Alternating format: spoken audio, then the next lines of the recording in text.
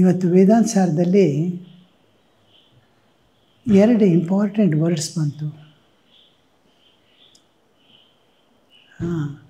ಆರಾಧನಾ, ಆರಾಧ್ಯ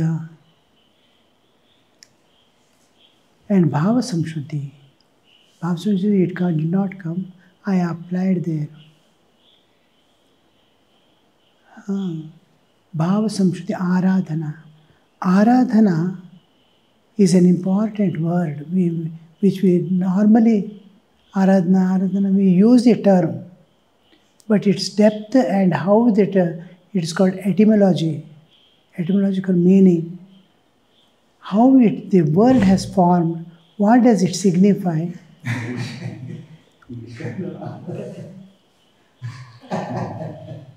ಮತ್ತೆ ಕನ್ನಡ ಅಂತಾರೆ. Etymology what we say in English, ಇದು ಅದಕ್ಕೆ ಸಮಾನ ಶಬ್ದ ಇದೆಯೋ ಇಲ್ಲೋ. ನಾವು ಈ ಸಂಸ್ಕೃತದಲ್ಲಿ ನಿರುಕ್ತದಲ್ಲಿ ಬರುತ್ತದು. ಇಟ್ಸ್ ಎ ಪಾರ್ಟ್ ಆಫ್ ನಿರುಕ್ತ. ನಿರುಕ್ತದ ಇದ್ರದ್ದು ವೇದಾಂಗಗಳು, ಅಂಗಗಳು ಜ್ಯೋತಿಷ, ಛಂದಸ್ಸು, ವ್ಯಾಕರಣ, ನಿರುಕ್ತ ಆ್ಯಂಡ್ ಕಲ್ಪ. ನಾವು ಇವಾಗ ನಿರುಕ್ತದಲ್ಲಿ ಆ ಶಬ್ದದ ವ್ಯುತ್ಪತ್ತಿ ಹೇಗೆ, ಎಲ್ಲಿಂದ ಬಂತು ಈ ಶಬ್ದ, ಇದರ ಅರ್ಥ ಏನು, ಇದೇನು ಕನ್ವೆ ಮಾಡ್ತಾಯಿದೆ, ನಮಗೆ ಏನು ತಿಳಿಸ್ತಾ ಇದೆ, ಏನು ಇಂಗಿತ ಮಾಡಿ ಹೇಳ್ತಾ ಇದೆ, ಅದನ್ನು ತೋರಿಸ್ತಾ ಇರುತ್ತೆ. ಇವಾಗ ಆರಾಧನಾ ಶಬ್ದ ನಾವು ತಗೊಂಡಾಗ ಆರಾಧನಾ, ನಮ್ಮ ಸಂಧ್ಯಾರ್ತಿ ಇಸ್ ಕಾಲ್ಡ್ ಆರಾಧನಾ. ಸಂಧ್ಯಾರ್ತಿಗೆ ಆರಾಧನೆ ಅಂತೀವಿ. ಆರಾಧನೆಯಲ್ಲಿ ಒಬ್ಬ ಎಲ್ಲರನ್ನೂ ರೆಪ್ರೆಸೆಂಟ್ ಮಾಡಿ ಭಗವಂತನಿಗೆ ಅರ್ಪಿಸ್ತಾ ಇರ್ತಾನೆ ಅವನು. ಆಮೇಲೆ ಎಲ್ಲರೂ ಅದ್ರ ಹಿಂದೆ ಕೂತ್ಕೊಂಡು ಹಾಡ್ತಾ ಇರ್ತಾರೆ, ಅಥವಾ ಮನನ ಮಾಡ್ತಾ ಇರ್ತಾರೆ, ಅಥವಾ ಅದ್ರ ಬಗ್ಗೆ ಧ್ಯಾನ ಮಾಡ್ತಾ ಇರ್ತಾರೆ. ಸುಮ್ಮನೆ ಕೂತ್ಕೊಂಡು ನೋಡೋದು ಮಾತ್ರ, ದೀರ್ಘದರ್ಶ ಅಲ್ಲ. ಇದು ಅದ್ರಲ್ಲಿ ಪಾರ್ಟಿಸಿಪೇಷನ್ ಇರುತ್ತೆ. ಯೂಶ್ವಲಿ ನಮ್ಮ ಈ ಆರತಿನಲ್ಲಿ ಸಂಧ್ಯಾ ಆರತಿ ಹೇಳ್ತೀವಿ. ಇದರಲ್ಲಿ ಮಹಾರಾಷ್ಟ್ರದಲ್ಲಿ ಚಪ್ಪಾಳೆ ಹೊಡಿತಾರೆ, ಕೆಲವರೆಲ್ಲ ಜೊತೇಲಿ ಹೇಳ್ತಾರೆ. ಈ ಥರ ಯಾರ್ಯಾರು ನೋಡ್ತಾ ಇದ್ದಾರಪ್ಪ, ಯಾವುದೇ ರೀತಿಯಲ್ಲಿ ಪಾರ್ಟಿಸಿಪೇಟ್ ಮಾಡ್ತಾ ಇರ್ತಾರೆ ಅವರು. ಆಮೇಲೆ ಒಬ್ಬರು ಮಾತ್ರ ಮುಂದೆ ನಿಂತ್ಕೊಂಡು ಎಲ್ಲ ಅರ್ಪಣೆ ಮಾಡ್ತಾ ಇರ್ತಾರೆ. ಅದಕ್ಕೆ ಆರಾಧನೆ ಅಂತೀವಿ. ಅದು ಒಂದು ಭಾಗ. ಇನ್ನೊಂದು ಭಾಗ, ಯಾರು ಆರಾಧನೆ ಮಾಡ್ತಾ ಇದ್ದಾರೋ ಅವರು ಸರ್ವಸ್ವವನ್ನು ಅರ್ಪಣೆ ಮಾಡಿರ್ತಾರಲ್ಲಿ.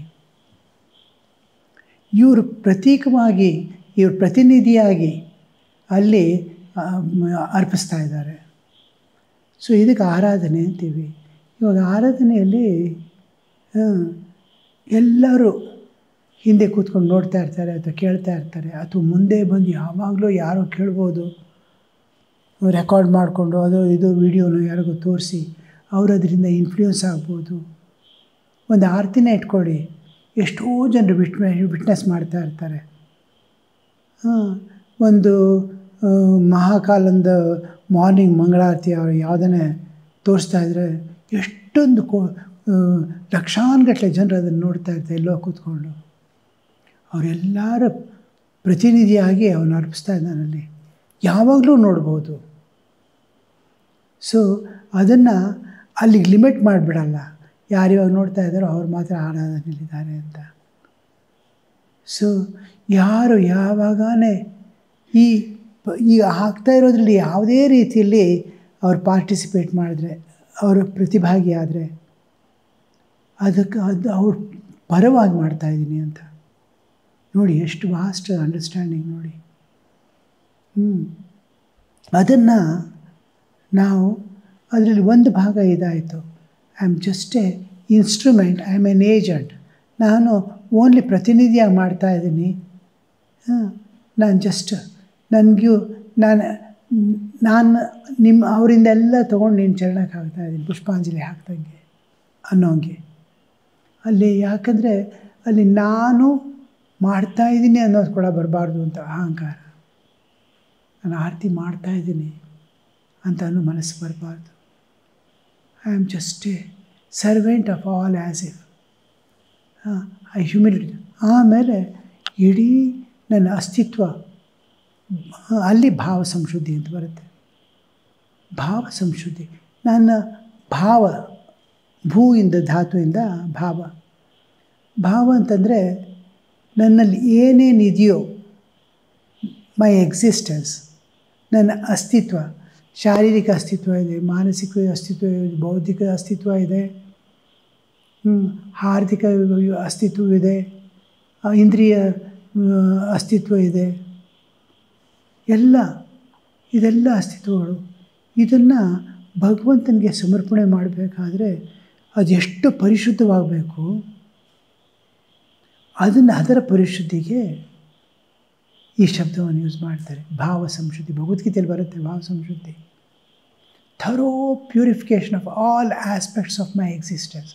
ನನ್ನ ಅಸ್ತಿತ್ವದ ಪ್ರತಿಯೊಂದು ಭಾಗಗಳನ್ನು ಪವಿತ್ರ ಮಾಡ್ತಾ ಇದ್ದೀನಿ, ಅದರಲ್ಲಿರೋ ಕೊಳೆ ಎಲ್ಲ ತೆಗೆದು ಎಸಿತಾ ಇದ್ದೀನಿ. ಅದಕ್ಕೆ ಭಾವ ಸಂಶುದ್ಧಿ ಅಂತ ಹೇಳ್ತಾರೆ. ಮತ್ತು ಮಗು ಥರ ಆಗೋದು, ಯಾವ ಬಂಧನವೂ ಇಲ್ಲ, ಯಾರ ನಿರ್ಬಂಧನೂ ಇಲ್ಲ, ನಿರ್ಬಂಧನೆ ಹಾಕ್ಕೊಂಡೂ ಇಲ್ಲ, ಯಾವುದೇ ರೀತಿಯೂ ಐ ಆಮ್ ಫ್ರೀ.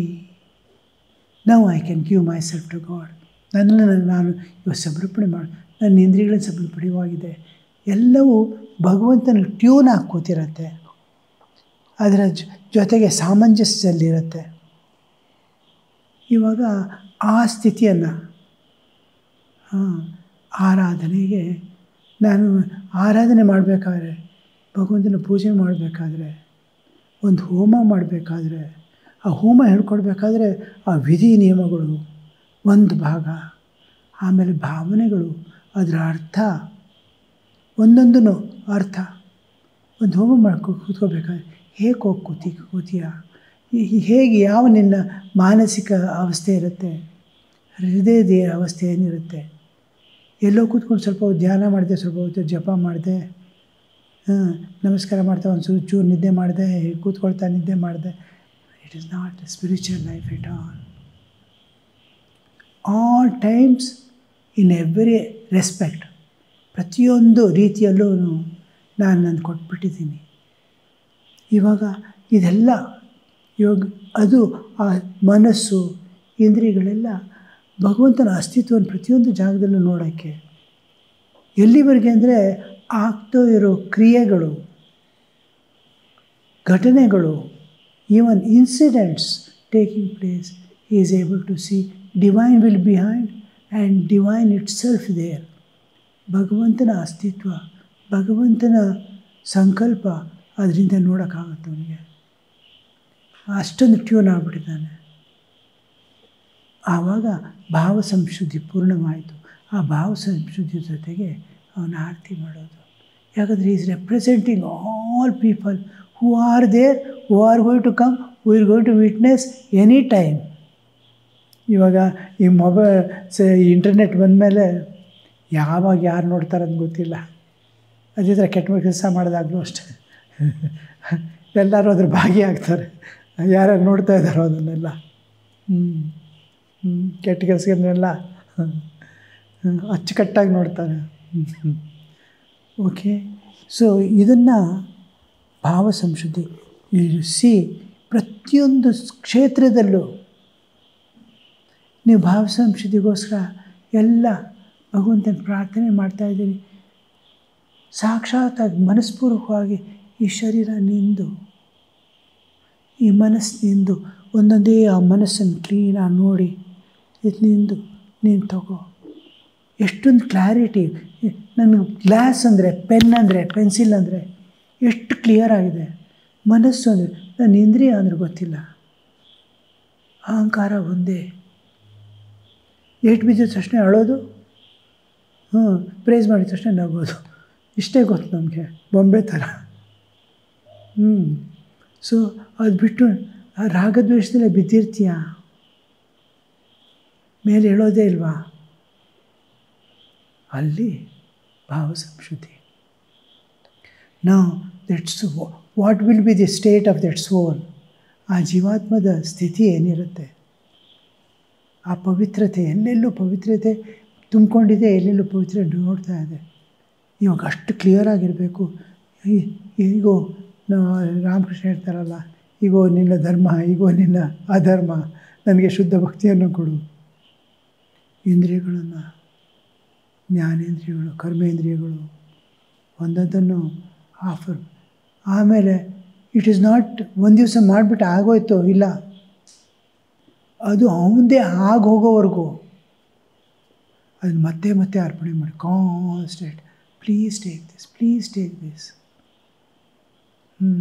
ಹೇಗೆ ಅದು ಪ್ಲೀಡಿಂಗ್ ಮಾಡಿ ಬೇಡ್ಕೊಳ್ಳೋದು.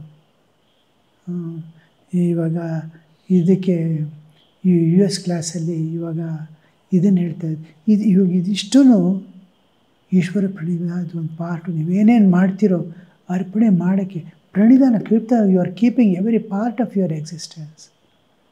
ಭಾವ ಸಂಶುದ್ಧಿ ಅಂದರೆ ನೋಡಿ, ಅದು ಇಟ್ ಹ್ಯಾಸ್ ನೋ, ಈಶ್ವರ ಪ್ರಣಿಧಾನ has no end. Whatever you do to go towards God, ಭಗವಂತನ ಕಡೆ ಹೋಗೋಕ್ಕೆ ಏನೇನು ಮಾಡ್ತಿರೋ, ಏನೇನು ಪ್ರಯತ್ನ ಮಾಡ್ತಿರೋ, ಎಷ್ಟೋ ಬಯಸ್ಕೋಬೇಕಾ, ಎಷ್ಟೋ ಅಪಮಾನ ತಗೋಬೇಕಾಗುತ್ತೆ, ನಗ್ನಗ್ತಾ. ಆವಾಗ ಅದು ಪರಿಶುದ್ಧವಾಗ್ತಾ ಇದೆ.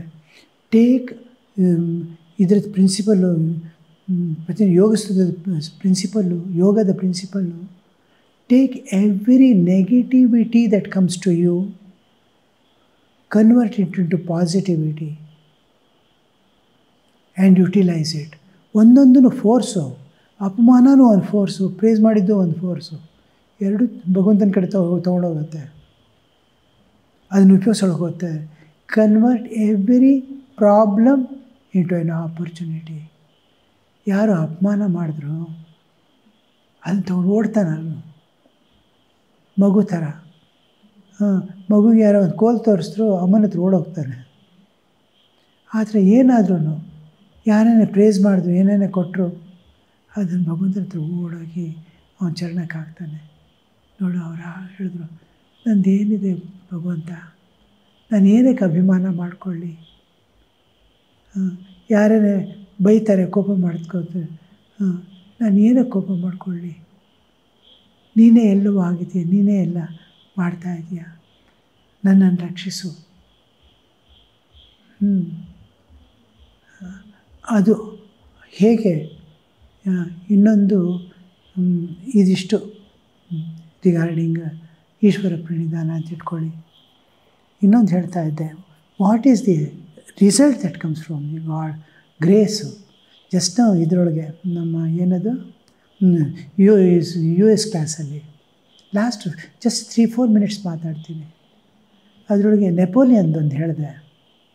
ನೆಪೋಲಿಯನ್ನು ಮೃತ್ಯುದಂಡವನ್ನು ಕೊಡ್ತಾನೆ ಒಬ್ಬ ಯುವಕನಿಗೆ, 18-20 ವರ್ಷ ಅವನಿಗೆ, ಯಂಗ್ ಬಾಯ್ ಆಲ್ಮೋಸ್ಟ್. ಅವನಿಗೆ ಮೃತ್ಯುದಂಡ ಕೊಟ್ಟಿದ್ದಾರೆ ನೆಪೋಲಿಯನ್.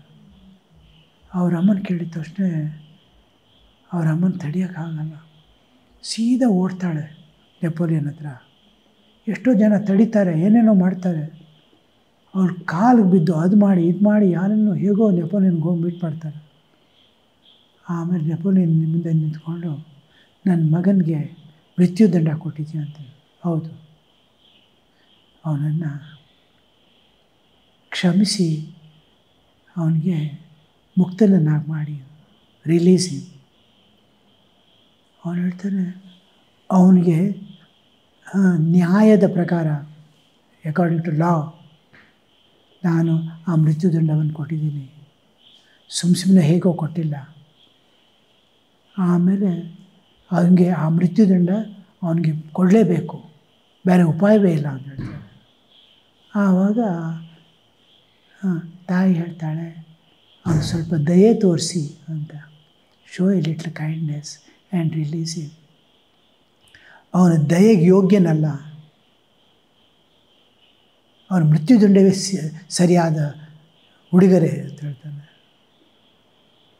ಆಮೇಲೆ ಅವಳು ಒಂಚೂರು ಅವನಿಗೆ ಹೇಗಾನೆ ಮಾಡಿ, ಆ ನಿಯಮ ಇರ್ಬೋದು, ಲಾ ಇರ್ಬೋದು, ಸ್ಟಿಲ್ ಆ ಮರ್ಸಿ, ಶೋ ಮರ್ಸಿ ಅಂತ ಹೇಳ್ತಾಳೆ. Kindness, compassion. Show compassion, show mercy. ಅವನು ಹೇಳ್ತಿಲ್ಲ, ಅವನು ಅದಕ್ಕೂ ಯೋಗ್ಯ ಏನಿಲ್ಲ. Is unfit for the mercy also. She doesn't know what to say. Last she says, show him a little grace upon him. ಅವನ ಮೇಲೆ ಆ ಕೃಪೆಯನ್ನು ಸುರಿಯಿರಿ. Show grace upon him. ಆ word show grace upon him. ಈ just ಏನು ಮಾಡೋದು ಗೊತ್ತಾಗಲ್ಲ ಅವನಿಗೆ. ಇನ್ನೊಬ್ಬ ದೇಶದ ಲಾ ಆ್ಯಂಡ್ ಆರ್ಡರ್ ನೋಡ್ಕೊಳ್ಳೋನೊಬ್ಬ ಇರ್ತಾನೆ ಒಳಗಡೆ, ಇಂಟರ್ನಲ್. ಅವನ ಕಡೆ ನೋಡ್ತಾನೆ. ಅವನು ಹೇಳ್ತಾನೆ, grace is beyond all law and considerations. ಎಲ್ಲದಕ್ಕೂ ಪ್ರಕೃತಿಯ ನಿಯಮಗಳಿಗೆ ಮೀರಿದ್ದದು ಗ್ರೇಸ್ ಅನ್ನೋದು. ಮರ್ಸಿ, ಕಂಪ್ಯಾಷನ್, ಕೈಂಡ್ನೆಸ್ ಎಲ್ಲ, ದಯೆ ಗೀಯೆ ಎಲ್ಲ ಪ್ರಕೃತಿ ಒಳಗೆ ಬಂದ್ಬಿಡುತ್ತೆ. ಗ್ರೇಸ್ ಅನ್ನೋದು ಎಲ್ಲದಕ್ಕೂ ಮೀರಿ ನಿಂತಿದೆ. ಆವಾಗ ಅವನು, yes, your son is released, ಅಷ್ಟೆ, ನಿನ್ನ ಮಗ ಮುಕ್ತನಾಗಿದ್ದಾನೆ, ಹೋಗಿ ಕರ್ಕೊಂಡು ಹೋಗು. See what is grace. ಎಲ್ಲ ಪ್ರಕೃತಿಯನ್ನು ಮೀರಿದ್ದು. ಎಲ್ಲಿ ನಾವು ಎಲ್ಲಿದ್ದೀವಿ, ಏನು ಮಾಡ್ತಾಯಿದ್ದೀವಿ, ಏನು ಇಟ್ಕೊಂಡು ಕೂತಿದ್ದೀವಿ ಜೀವನದಲ್ಲಿ, ಎಲ್ಲ ಬಿಟ್ಟು ಮುಕ್ತನಾಗಿ, God is my, I am God's, ಆಮಿ ಮಾ. ಎಷ್ಟು ಸುಂದರವಾದ ಜೀವನ.